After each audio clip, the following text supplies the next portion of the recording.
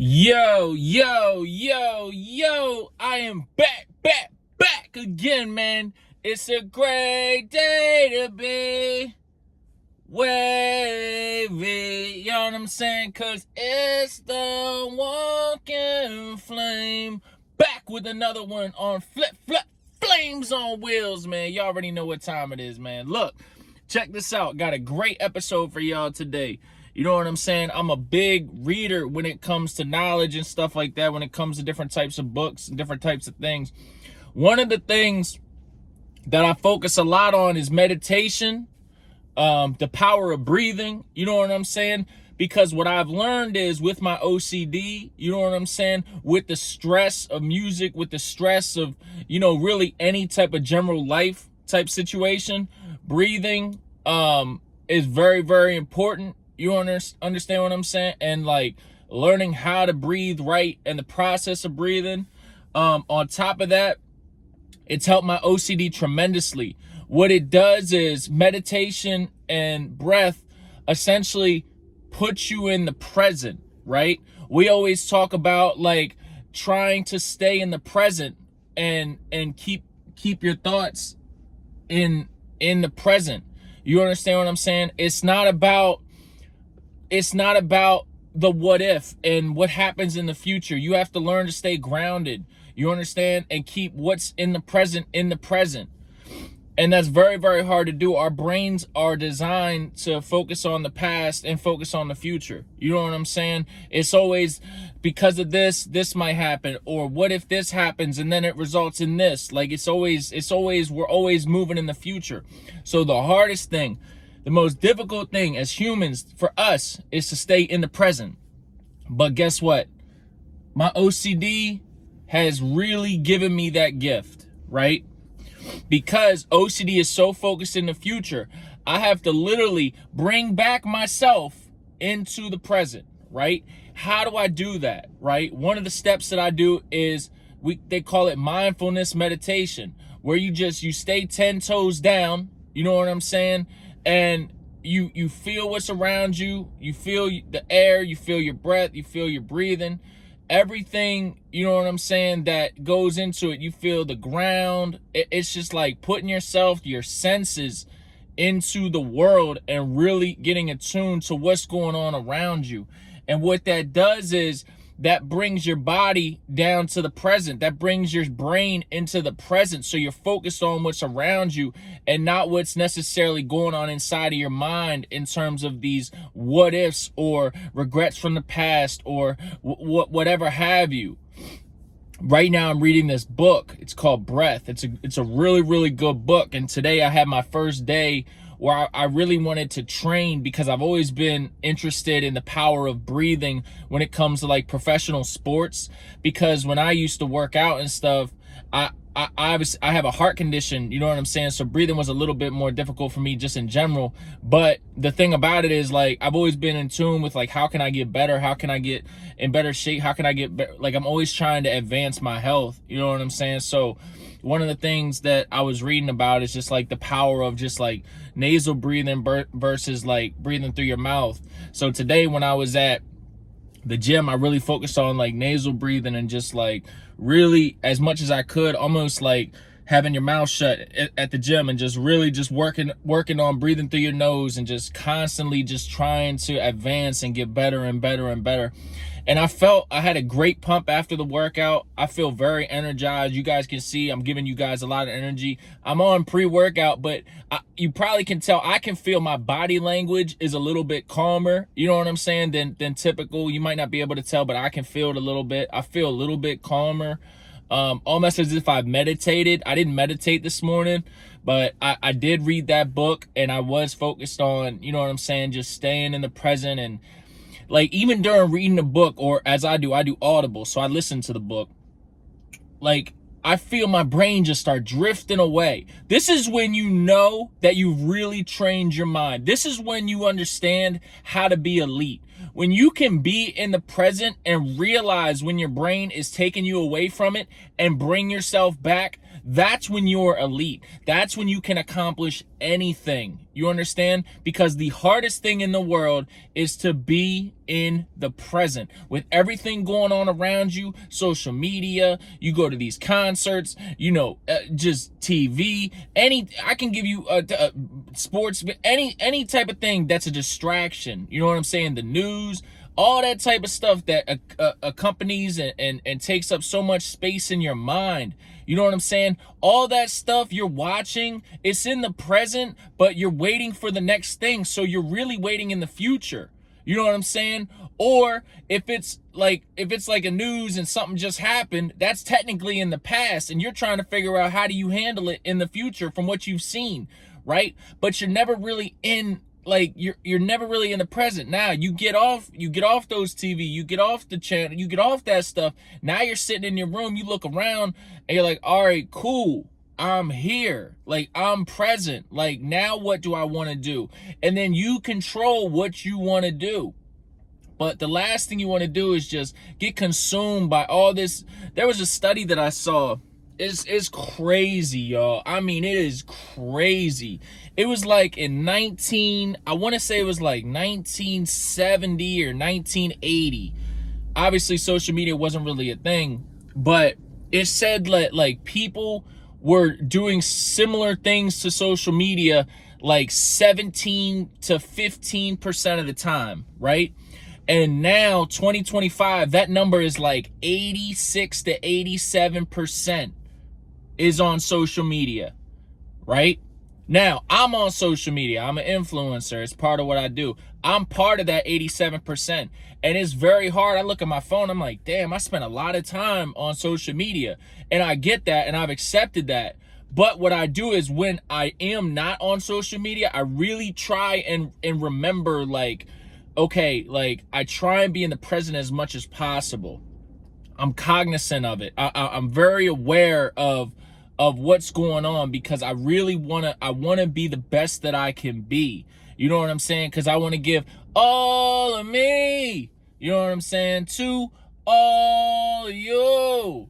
Like, I really want to be, like, I want to control my destiny. I want to control my moves. So it's just crazy, y'all. Like, when you think about that, like 87%, and you can see it a little bit in, like, the youth, you know what I'm saying, too.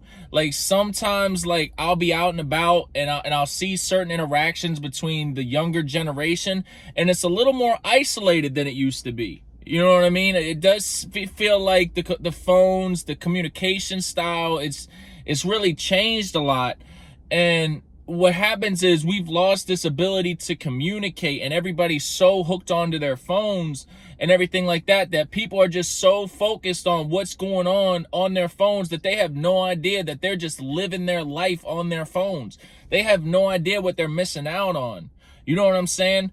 It's just, it's crazy. And that's why, like, the power of, like, all these different types of mental illnesses and everything like that are coming as a result of all these different types of problems. But the key to beating these mental illnesses is to realize that you are not your thoughts. You can control your life. You just have to breathe and be present. It's so simple. I promise. I'm not a doctor by any means, but I've read so many books, y'all. So many books. I like Norman Doidge. Again, y'all are gonna find out, like, some of the books that I've read, you know what I'm saying, from once I get into, like, once I officially release my book, Long Days, Short Weeks, y'all gonna realize, because I'm gonna put some of the titles of the books that I've read in there. Like, you'll be like, he read those books? He's a music artist.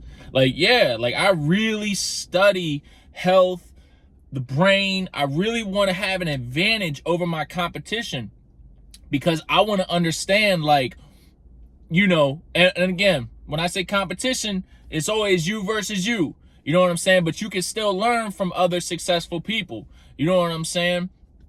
So you take what you learn from them, and then you bring it back to advance yourself. You know what I'm saying? Because it's you versus you. But it's just crazy. Like, there's so many different things that I've learned from, like, I used to study elite people, elite Like, I think Tim Grover's his name. He's one of them. He studies professional athletes and the power of training. And, you know, I think he's got the book Relentless. That's a great book. You know what I mean? Like, that's just another example of another book. Like, I've read so many books on, like, how to be competitive and how to get these advantages and how to do this. And it's crazy. And a lot of times, like, you look at sports programs, and I'm not going to get into specific names of teams, but certain sports programs run things a certain way, even at the high school level, you know what I'm saying? And that gives them a competitive advantage over teams that might not run things that way. Even if the team that doesn't run things the way as the other team, if they would advance a little bit of those concepts, maybe their win percentage increases a few percent. Maybe. You never know. But I can tell you, if the other stuff is helping the athlete overall, mentally, physically, you know what I'm saying, emotionally, if what they're training, yoga, all that stuff that they're doing is helping those athletes, I can tell you it's doing a disservice to not offering it to the other athletes at the other schools. You understand what I'm saying? Like, you always want to look for that competitive advantage. I used to do that stuff all the time. P90X, you know what I'm saying? I did all that stuff. I used to do the yoga, all that stuff. Like, I really want to try and be the best athlete, the best type of person that I can be mentally, physically, emotionally. You know what I'm saying? So that I can be 40, 45, giving y'all intense music, sounding like I'm 21. You know what I'm saying? Like, it's not easy to do. Not everybody can do it. Half of y'all quit as soon as you hit 30. You know what I'm saying? But, you know, it's a mindset. You have to be a mindset. This is a young person's industry. You know what I'm saying? I understand that. In order to be in that mindset, I have to really understand how can I be it as a competitive advantage as to sounding like I'm young, looking still like I'm fairly youthful, you know what I'm saying? Giving y'all great energy every single day to motivate people that might be a little bit older to just keep going. You know what I'm saying? Because you just never know. But like I said, what I can tell y'all, I promise you, I'm living proof of it. I've had OCD to the extreme, like to the extreme. Like, I can't even explain it to y'all how extreme it's gotten.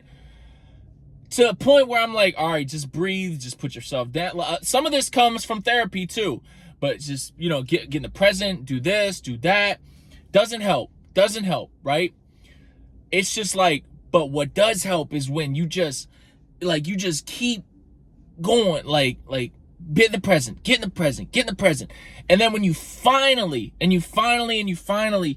get in the present, when you finally can escape your thoughts, when you can finally feel your feet on the ground, when you can finally taste the air, when you can finally smell what's around you, when you can finally hear what's going on, and you can actually escape your senses in your brain, when you can actually do that, you'll be successful. When you can actually do that. But until then, you're going to deal with your illness. Like, you have to understand, like, the only way to beat this condition and beat what you have is you have got to ground yourself in the present. Meditation. Like I said, that's just one example of stuff that you can do. Breathing exercises. You know what I'm saying? Just try and give yourself the best chance to win. Give yourself the best chance to win. I know professional singers that have singing coaches. They're competitive. They want the best chance to win. They do things that other people don't. You know what I'm saying? That's how you're successful. You have to do what other people won't do if you want to be elite. People don't understand what elite mindset is. I'm giving you the keys to being and having an elite mindset. Whenever you get the elite mindset, how you use it, that's how you use it. You understand? But for me, I use it for all my stuff, my branding, my YouTube, my friendships, my family. I'm elite. Like, people look at me and they know, like, he's about his business. You know what I'm saying? People look at me and know he's about his brand. He is somebody. The reason is because I train to be elite. I have trained my mental illness to be mental wellness. I have flipped my condition into being a disadvantage to an advantage. And that's what the best athletes do. They look at their weaknesses and they minimize their weaknesses to capitalize on their strengths. And the biggest secret to success and to beating a mental illness is inside of all of us. Just breathe. Just meditate. Just relax. You start feeling like you're about to have an anxiety attack. I've had many anxiety attacks. When you start feeling like you have an anxiety attack, just breathe. It's all right. Everything is all right. Just breathe. You know what I mean? Like, you start feeling overwhelmed and everything's 100 miles an hour. Just breathe. Now, what I will tell you is this. I have noticed a significant difference between when I meditate, when I don't. I have noticed a significant difference between when I focus on being in the present and when I get too focused on social media or get too focused on everything that's going on around me. And the day just kind of like, this is how I would describe it. The day goes 100 miles an hour versus the day going 20 miles an hour. Which day do you prefer? I prefer the 20 mile an hour day. The day that I can control, the day that I'm like, okay, I can do this, I can do this. Even when you feel like the day is starting to speed up, that's when you have to really dig deep and bring it back. And it's hard to do. I'm telling you, our world is designed to have us in the future. It is designed for us to be in the future. I'm telling you. You drive by, you see a McDonald's. Now all of a sudden you want a burger. Guess what? You don't have the burger in the present. You're thinking in the future. You're thinking in the future. That's just one example. You're sitting at home, you're watching TV, an Apple product pops up. Dang, you want that MacBook Pro. All right, cool. You don't have it yet. That's the present. You want to get it. That's the future. Everything around you is designed for the future or to remind you of the present to dictate and influence your future. Your job is to control you. It's you versus you. And the only way that you can stay 10 toes down is to be in the present. I promise you. When you can learn to be in the present, control your life. When you go back and you're laying in bed at night and you're like, I did this, and you got about 10 to 15 different things that you did in a day. Then you're like, wow. Versus you go through and you're on your phone for 6 hours and you're like, I was on my phone for 6 hours. What else did I do today? Oh, well, I went to the gym. I got Starbucks, or Dunkin'. I'm just naming stuff. I went to work. I got on my phone for 6 hours. Okay, so you did 4 things. Now, let's just say something for me, for example. I wake up, I read, I start folding my clothes just to get kind of organized, shower, get all my stuff going. You know what I'm saying? That's already 6 different tasks, right? If you include shower, teeth, all that stuff, right? Then I'm getting in the car, 7. I drive to work. I'm listening to my music. I know all the songs that I'm listening to. I get to the gym. Boom, good workout. I can still tell you everything that I did in my workout. I go to work. Boom. Even in work, I try and be in my present. Even that's hard, but I still try and get to the present.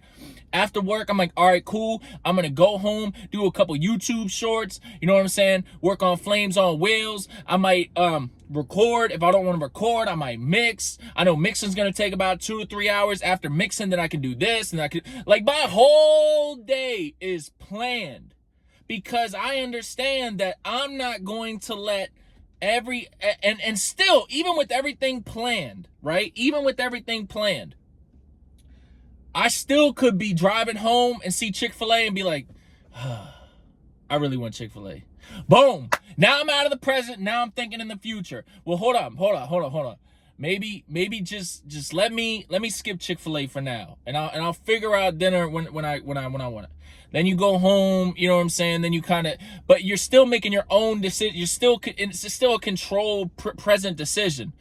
Is you deciding, like, do I want it? Like, just because you see something doesn't mean you have to get it. You know what I'm saying? The world, business, everything is designed for you to want it in the future. You know what I'm saying? Our brains, like, it's designed to be in the future. And a lot of our mental illnesses is a result of everything being in the future, the unknown. We fear the unknown. What you have to do is you have to have it known, your decision making. You need to turn your day from 100 miles an hour into 20 miles an hour. And when you get super elite, you turn your day from 20 miles an hour to 10. Then you're really moving in slow motion.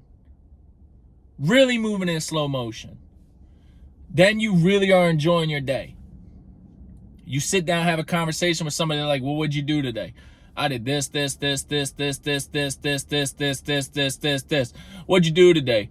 I slept in. Then I went to the store for a little bit. Then I called my friend. Then I hung by the pool. Then I read a book. Then, like, it's like all these are like long stretched out activities where it's like you could be doing a million different things in the day. You know what I'm saying? And it's just like, I don't know, y'all. Like, I just see things differently. Like, I've trained my brain to stay in the present and control my daily activity, control my decision making. And when you can do that, when you can determine what your decisions are and you can be in control of your life, nobody, and I mean nobody, can dictate your decision making. Everything else out in the world becomes easy when you can control your decision making, when you can control you, when you can be grounded in the present. Everything. All the distractions, anything involving outside of what you want to do, you determine, like, okay, this is either going to help me. I mean, it's the same stuff we always talk about. This is either going to help me or this isn't going to help me. Do I want this person in my life? Do I not want this person in my life?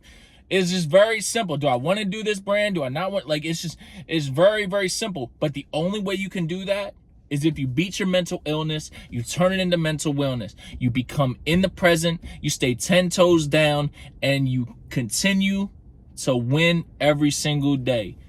And this is a little 20-minute video, you know what I'm saying? A little bit of a rant, but at the same time, like, I want y'all to understand, like, I'm passionate. Y'all are going to see in my book, I'm passionate about staying in the present. Mindfulness, you know what I'm saying?